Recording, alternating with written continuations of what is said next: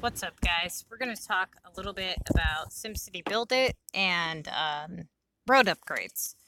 So, for those of you who have never been on my channel, I'm predominantly focused my channel around SimCity Build It tips and tricks. So, if you guys have any questions or you guys want me to talk about anything specific, go ahead and leave it in the comments below, and I will do my best to get a video out.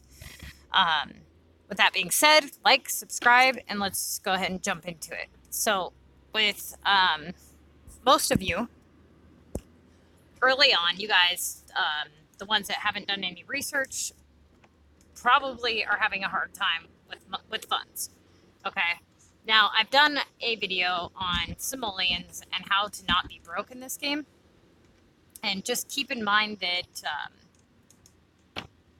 one of the ways that you're going to actually be well funded is if you have a good production line and if you're not wasting a lot of your funds on resources. So like water, sewer, power, health, police, fire, things like that.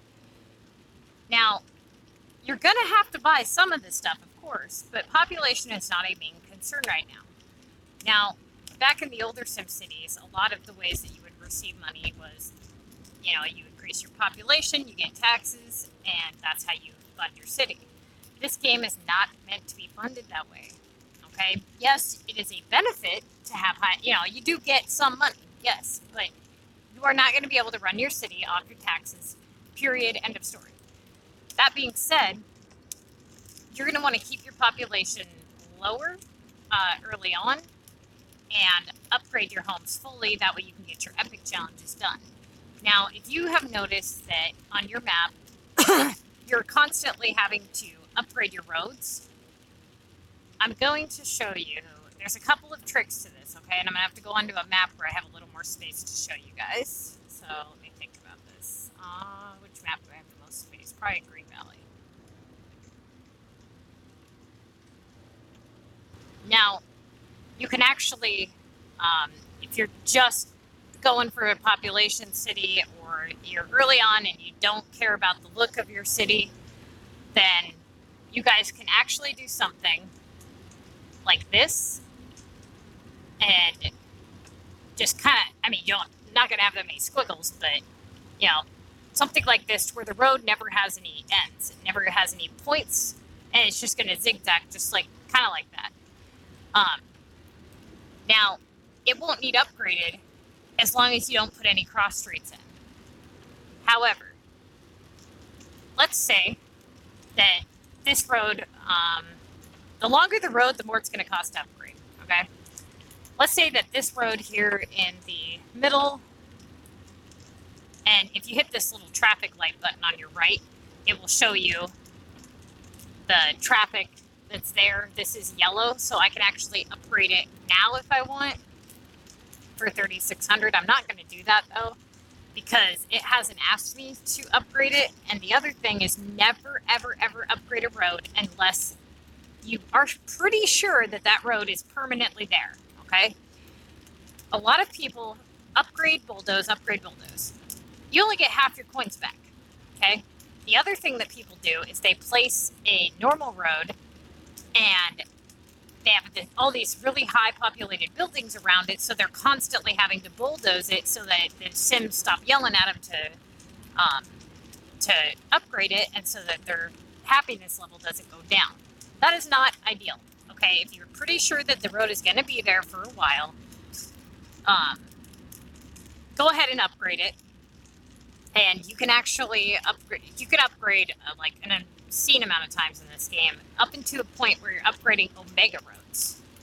And I'll show you what those look like. They are going to cost Omega coins. They're the highest level achieved, so you'll never have to upgrade your roads again.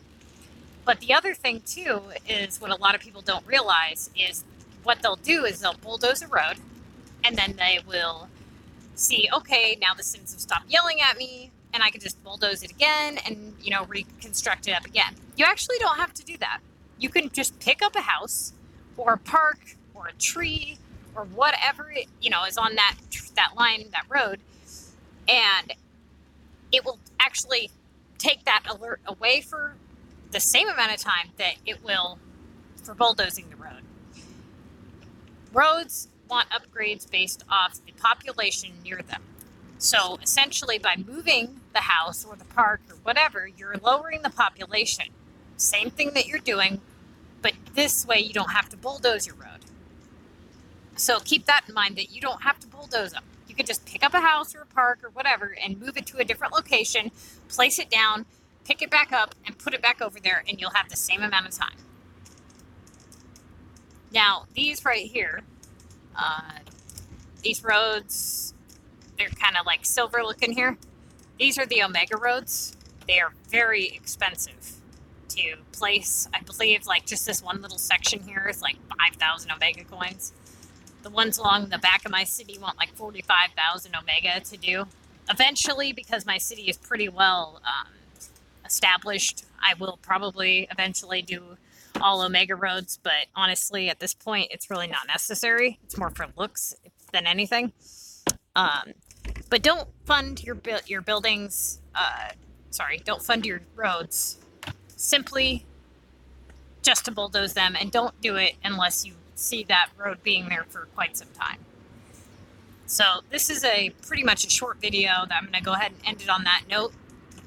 So go ahead and leave in the comments below if there's something specific you want me to talk about, and check out some of my other videos, because I'm going to actually be posting probably 3 or 4 videos just today, and they might be topics or things that you need help with. So until next time, thank you guys for watching.